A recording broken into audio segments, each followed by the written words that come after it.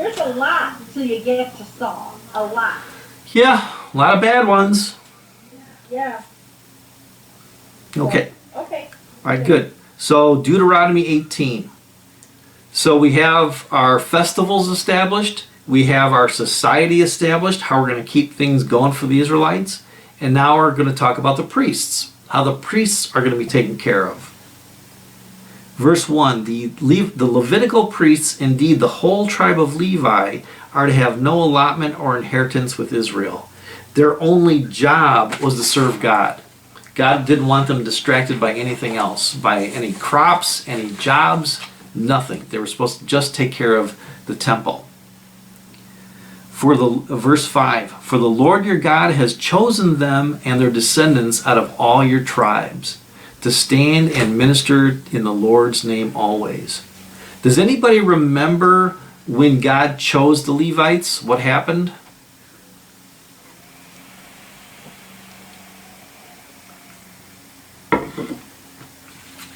When did God choose the Levites? What did they do to get chosen to be his special tribe? Oh, was that Aaron's staff? No, before that. Wait, Gene, you're on mute. Okay. They killed a guy that had done something wrong. It was the golden calf incident.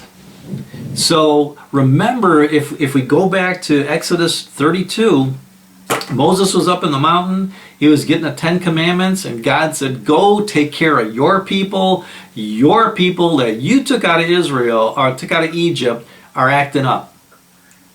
Moses went down the mountain. He saw that Aaron got scared. He built the golden calf. And the Levites were the only group, the only tribe to stand alongside Moses. So here's what happened. In Exodus chapter 32, verses 26 through 29. So he, Moses, stood at the entrance of the camp and said, whoever is for the Lord, come to me. And all the Levites rallied to him. And he said to them, this is what the Lord, the God of Israel, says.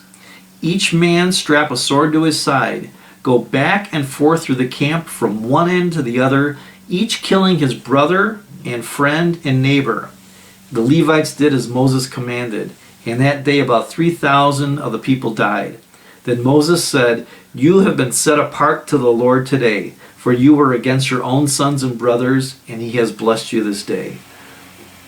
So in the golden calf incident, the Levites were the only group, the only tribe to stay. Okay, so Rich is listening by phone. Okay. So the Levites were the only tribe to stand alongside Moses and God. So that's why they became the special tribe. And see, Christy, they had to kill their brothers and their sisters and everybody else who disobeyed God. Part of the process. Glad I wasn't an Israelite. I couldn't have made it through the desert. I couldn't have killed family. Well, you would have made it through the desert. You would have made it through the desert because God helped them through it. Remember, no clothes wore out. He fed them every day. And like I said, as you... Okay. What? What's that? It was rough. I don't know how they did it. They made it. It was easy. God took care of them. Probably COVID-19. How would I... You know what I mean? Well, God's getting us through this too. I know. But we have the luxury of a nice warm bed and family right here. True. So I don't have to stone anybody. Maybe there's some relatives we should have. Just... They could pick you the one to be stoned. Oh, yeah, it's true. What's that? And I go live in a cave with Goldie. What if I was the one to be stoned? I couldn't do it. You would never do anything to get stoned. But I couldn't pick up a rock. Well, I don't know, Tom's not there, but I would ask the lawyer, what do I do? there's no way out of it, because God says this is what you have to do. You have to do it. It's part of being obedient to God. You know, this is where it gets tough. You know. Could we maybe just pick up the rock and kind of toss it a little bit and say, oops? No? Dropped. I can't throw that hard. Oh, my shoulder. I threw it out. Then God might really take care of that shoulder for you. But you can see, you know, that this might be an extreme example of obedience. Yeah. But this is where we start getting into trouble, where we say, well, you know, they just sinned a little bit. It's okay. You know, this is where we start getting into trouble. But if we use the Bible as our baseline, then I think we're safe, because then there's no argument. What is it difficult? Yeah, but I'd rather be obedient to God and maybe leave somebody behind than be disobedient to God, because the consequences are eternal. Whereas if we left a family member behind, or we had to do something to a family member, it's short term. But eternity is a heck of a long time to not be in heaven. And I don't want to be there. I want to be in heaven. I don't want to be in that other place. Okay. Back to now occult practices. So here God is laying out the things. Huh? Oy, oy, oy. Right, oy vey. Oy vey. And this is what the Canaanites did. They did all these occult practices. When you enter into the land your God has given you, the promised land, do not learn to imitate the detestable ways of the nations there. Let no one be found among you who sacrifices their son or daughter in the fire. And this is something that the Canaanites did. It was a normal practice. They worshipped Molech. So in Leviticus chapter 20, verses 2 and 5, in verse 2, God says, "Say to the Israelites, any Israelite or any foreigner residing in Israel who sacrifices any of his children to Molech is to be put to death. The members of the community are to stone them." Because they're worshiping another god, they're putting another god in front of the one true God. And also, they're breaking the fifth commandment, because it's premeditated murder. They're killing somebody, murdering somebody. Verse 12, anyone who does these things is detestable to the Lord. So anybody who practices divination or sorcery, divination was when they took an animal and they cut the animal open, and they're like reading tea leaves. They were reading the guts of the animal and saying, this is God speaking to me. Or sorcery, or interprets omens, engages in witchcraft, or casts spells, who is a medium or a spiritist who consults the dead. So this is another way to worship not only other gods, but to worship the devil, to worship Satan. And God's saying, anyone who does these things, it's detestable to the Lord, and you're because of these same detestable practices, the Lord your God will drive out those nations before you. That's what the Canaanites did. And that's why they couldn't live with the Israelites, because God knew sooner or later the Israelites would start following the other gods. The prophets. The Lord your God will raise up for you a prophet like me from among you, from your fellow Israelites, and you must listen to him. From time to time, as we're going to see in the Bible, God is going to tap certain people to be his prophets. And the prophets would take God's messages to the people.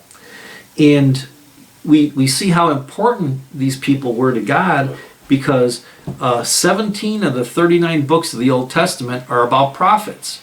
either minor prophets or major prophets. Now, minor prophets, it doesn't mean that they were less important. It just means that those books of the Bible were shorter than the major prophets. And probably the biggest... Like Joel. Joel was a prophet? Yeah, well, Joel was in the New Testament, but Oh. think of Isaiah. Isaiah was a major prophet. He had a large book. He had a lot to say, and the thing I love about Isaiah is a lot of the things that Isaiah prophesied about came true through Jesus. He had a lot of prophecies about Jesus. So once we get to the book of Isaiah, we might even go slower through that book. We'll see, because there's a lot of good stuff in there. Plus, I took a whole class on Isaiah, and I had to read 4 different books and write 3 papers. So you guys are going to have to suffer through Isaiah. But it won't be suffering because it's all good stuff. I love Isaiah. Let's see. Oh, and Stephen used this verse just before he was killed as support that Jesus was the Messiah. In Acts chapter 7, verse 37, he says, "This is the Moses who told the Israelites, God will raise up for you a prophet like me from your own people." And Stephen said that this was Jesus that God was talking about at this time. Let's see.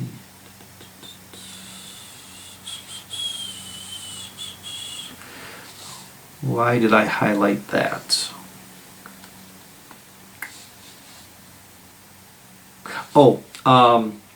Moses also said, God will raise up for you a prophet like me from your own people.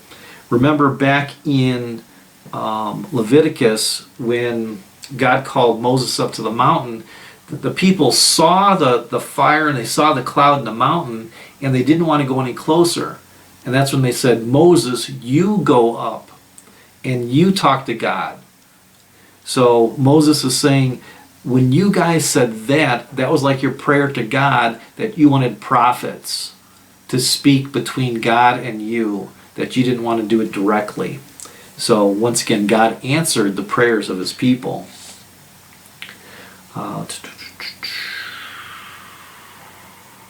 And that happened in Exodus chapter 20, verses 18 through 19.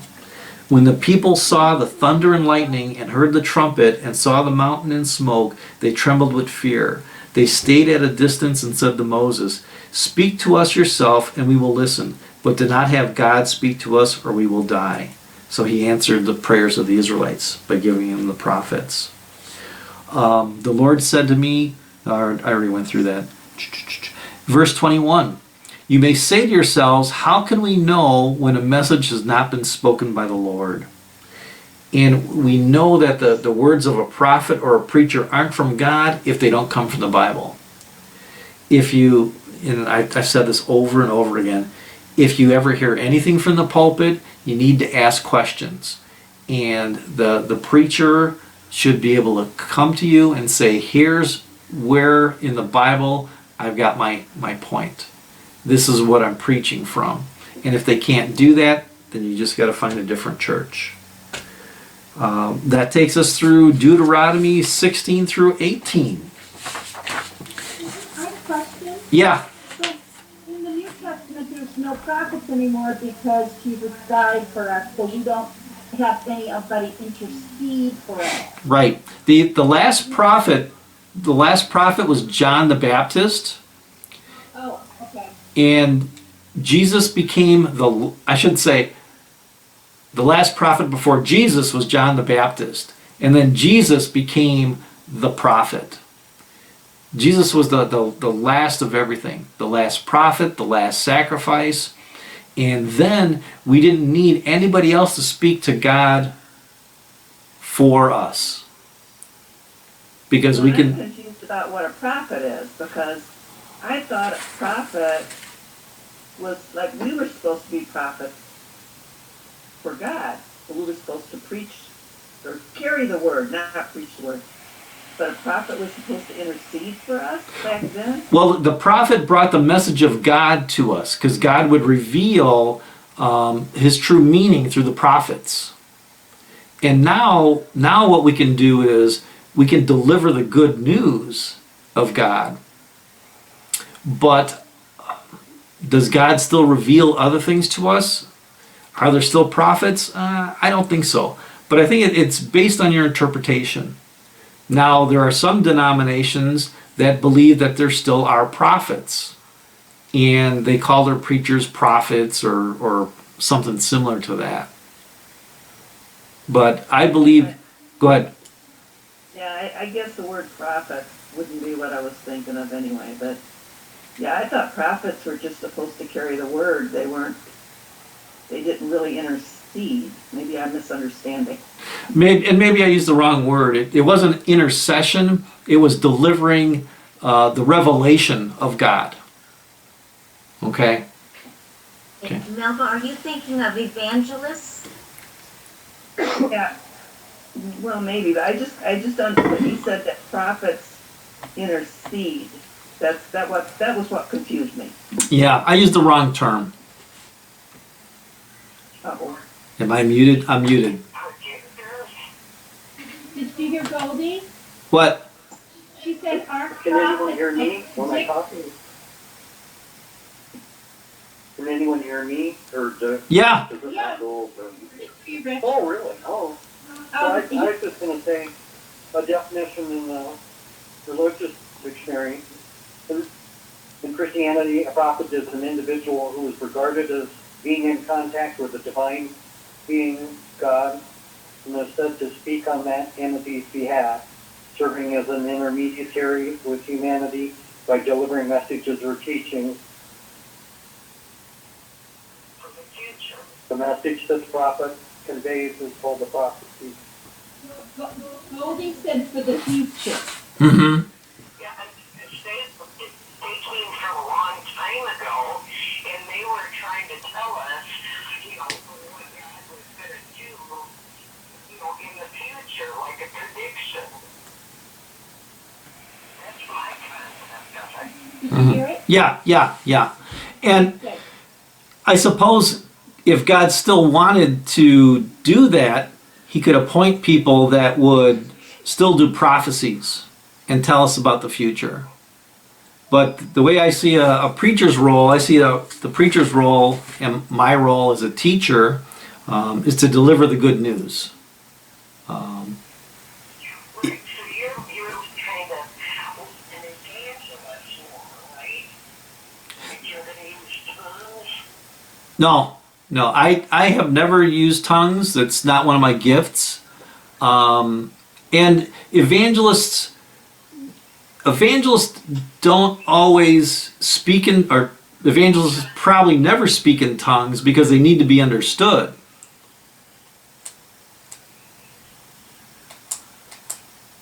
He said that more than an evangelist, not a prophet. Ministers in general and pastors.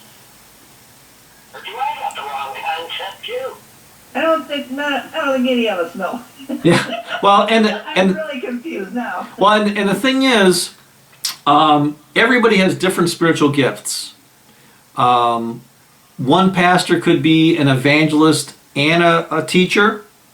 Another could just be a teacher.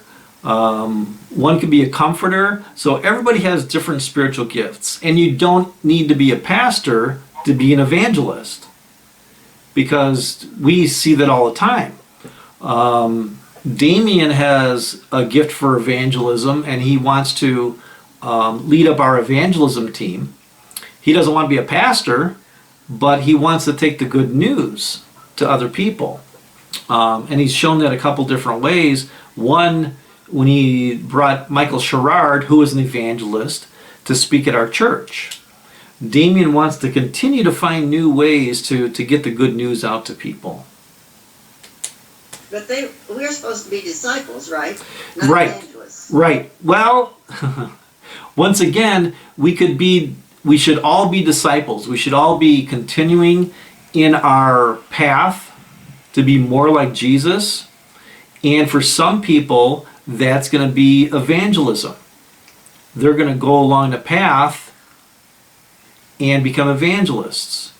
where other people, as they develop their discipleship skills, they could be like Christy and be more of a caregiver and somebody who sees people in need. Or you could be a disciple and become a prayer leader like Jean does. She is our prayer warrior for the church, and she gets people to pray. So discipleship is a lot of different things that we can do for God using our spiritual gifts. Okay? One of the things I found from a Christian prophet, you can agree or disagree, but in the most general sense, prophets are called by God in a clear and specific event. They hear God's voice and are referred to as the mouthpiece of God, which means that the words are filled with God.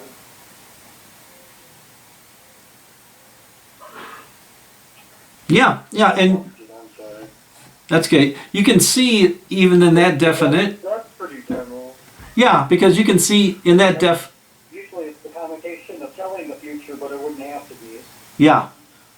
So in the definition that Rich just read, you can kind of see the definition of a preacher, where the Word of God is revealed, and that's what the preacher would preach about from the pulpit, is what God has revealed to him.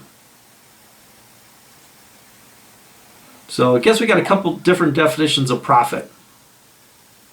Well, and Goldie had said, among all this, she was thinking more discipleship. Okay. Being a disciple. So, am I right, Goldie? Yeah. Okay. And that's one of the three goals we have. I'm going to put that in our newsletter for June. Once we get out of this COVID thing where we can start meeting together, we're going to have discipleship classes where we're going to learn how to get further down our path, becoming more like Jesus. We're going to learn how to become disciples. And then once we get through that class, we're going to have another class about evangelism, how we can learn to share the good news. We'll have classes on that. And then that's going to be led by Damien. And the third class is how we're going to reach out to younger families and people in our community. How do we reach those people that currently aren't in a faith path, who's not attending church? And Ben is going to lead that class. So we've got a pretty good agenda for the next 9 months once we get out of COVID. COVID kind of threw a wrench in our plans because discipleship was supposed to start the first of this year, and then we can go down the line. So we'll get there. We'll get there. I think we're kind of behind on everything. Yeah. We're kind of behind on most everything right now. Yeah, there's only so much you can do from Facebook Live and Yep. without meeting face to face. We're all considered to be saints too, right? Yes. Well, Oh, he's Saints are serious. people who work hard. I don't well, as long as we're doing the work of God, yeah, we're saints. But that's what you'll hear. I've always liked What, Rich? this definition. Yes. Saints are people who work hard for the church and love God so much that they allow God's light and His love to shine through them. Mm-hmm. Okay, so see, I was raised Catholic. Right. And saints were usually canonized and praised and worshipped. Right. So it's a little, that's why I was laughing, like, no way, but maybe when you put it that way, Rich, you're right. Well, yeah, because as Protestants, we're all saints of the church. Okay. When you read some of the older writings, they'll talk about the saints, and that matches Rich's definition of anybody who does the work of God and loves God.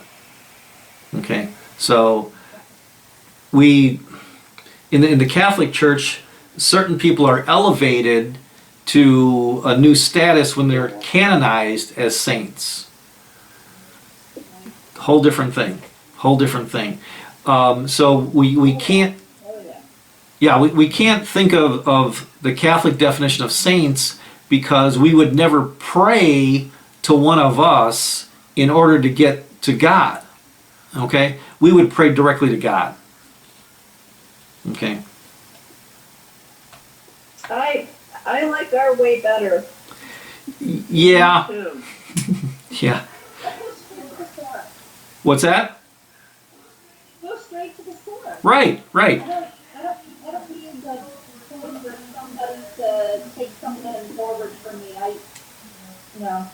Yeah. But, you know, it's a different different theology. Yeah. Okay. So, but by the Protestant definition, we are saints, or there's some differences between the denominations? No, pretty much every Protestant denomination views anybody who does the work of God as a saint, because it's not that higher level. Right. Okay. Okay. Anything else? Huh? Anything else? I don't dare ask anything else. Oh, come on. Well, see, I that's thought you became a saint when you were dead. what's that? I thought you became a saint when you were dead. No, we can be saints right now if we're doing the work of the church. That's I like that better. yeah. Because remember, we're not, when we become a saint, we're not any better than anybody else. Okay? We might have just answered the call and doing the work that God says we should do. Doesn't some other denomination use that term more often than we Methodists do? I don't know. I guess it depends on how old you are, maybe, because you'll hear a lot of older Protestants talk about the saints. I know my seminary professor would talk about the saints of the church more than we would, because we just don't think like that. You know. Which denomination did the person belong to who wrote, "Oh, when the saints go marching in"? Oh, probably Catholic, because I think it was either written in St. Louis or New Orleans, and those are two pretty big Catholic areas. Yeah, makes sense. And I was thinking that probably Anglicans and Episcopalians talk of saints perhaps more than we do. Yeah, And Baptists? I don't know. No, I haven't heard too many Baptists call it, too many people saints. Okay, I Baptists don't do think that. Yeah, yeah, and But maybe the Salvation Army. Do all denominations honor the All Saints serve, on the All Saints Sunday? Do all denominations honor that? we. It's a holy day of obligation. What's that? Catholics do. It's a holy day of obligation. But do all other denominations? I mean, we have All Saints Day in our church. Mm-hmm. I don't know.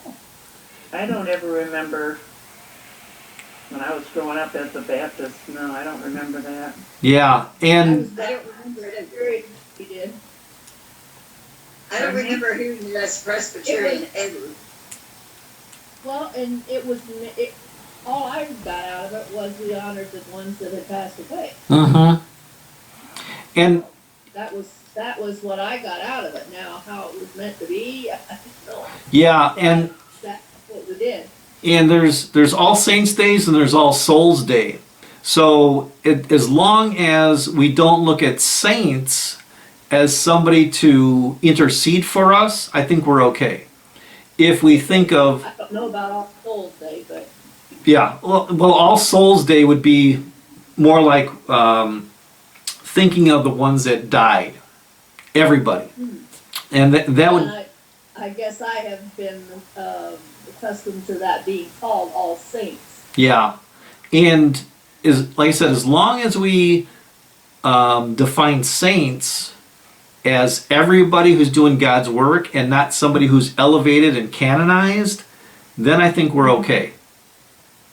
We just got to make sure that people know that we're talking about that type of saint.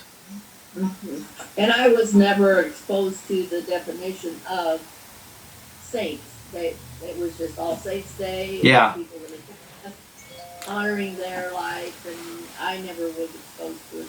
Right. So you probably weren't exposed. You weren't exposed to the canonized saint, right?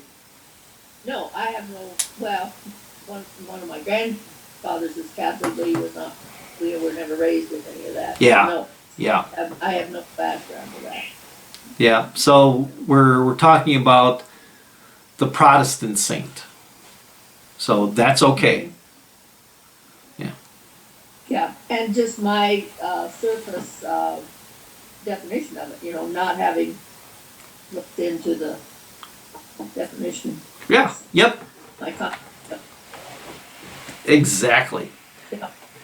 And Melba, never be afraid to bring anything up, because that's the beauty. It's the beauty of the Bible study. So we can talk about it and we can understand where everybody is. As long as we agree that I am not a prophet, okay? Okay. All right. Not my call, no. Yeah. No, I don't want to know the future either. no. And Goldie said everyone agreed that she's not a saint. Oh. But you're a hard worker in the church. So Right. technically you are. We all work, yes. Yep. That's what she. Oh, we try. Yeah. We're all getting the work of the church done. Okay, so there's no class next week. Right. I'm going to take a couple days off next week, but I'll still be preaching on the 31st. Just need some time to breathe and take a break. Staycation, but Yep, staycation. Nothing's open, so what's the difference? we can't go anywhere. Well, I heard it was all opening up though at the end of the month. Well, I guess we'll see what happens. Jim, have you been jogging on the trail at the canal? I went, was it last week I went? Yeah, I think I went last week. There's a lot more people out there than there usually is. Fishing, walking, they're using the trail a lot, but it's still not dense. You're still far enough away from people that you don't have to worry about it. Well, I'm glad to hear about the fishing because I found four fishing poles in my basement that I didn't know were there, and two are look pretty nice. So I guess I'll try fishing again. There you go. It's Yeah, the canal opened up 2 weeks ago? yeah, I think it was just 2 weeks ago. The trail. Yep. Yeah. Yeah. Yeah, and I haven't gotten back there, but gosh, it's good weather this week except for the rain. I hope that next week it stays as warm. It's supposed to be nice next week. Looking forward to it. Great. Okay. Yep, but we're still there on Sunday. Yep. Look forward to it.